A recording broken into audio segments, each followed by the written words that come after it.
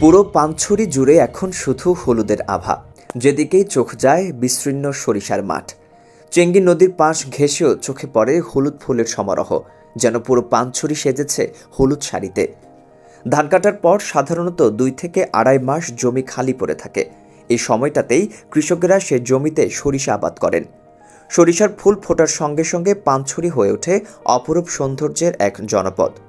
তবে বিগত বছরগুলোর তুলনায় চলতি মৌসুমে সরিষার আবাদ ও ফলন দুটোই বেড়েছে উল্লেখযোগ্যভাবে। গত বছর পানছড়ি উপজেলায় 130 হেক্টর জমিতে সরিষা আবাদ হয়েছিল। উৎপাদন ছিল প্রায় 143 মেট্রিক টন। চলতি বছর তা বেড়ে দাঁড়িয়েছে 160 হেক্টরে।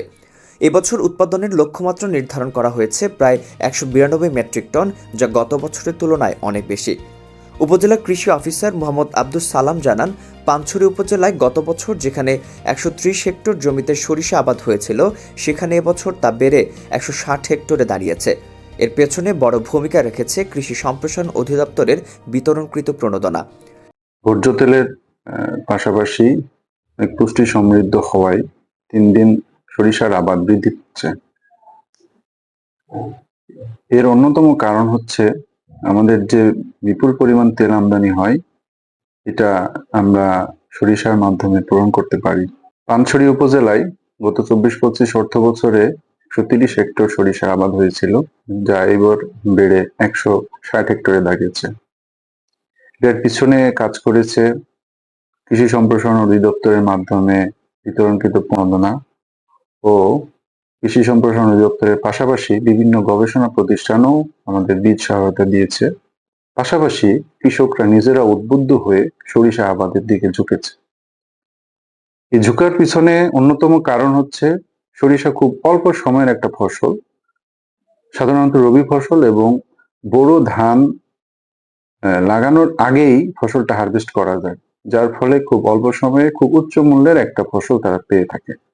এবছর আমরা আশা করতেছি 190 থেকে 200 মেট্রিক টন সরিষা এখান থেকে হারভেস্ট করতে পারব।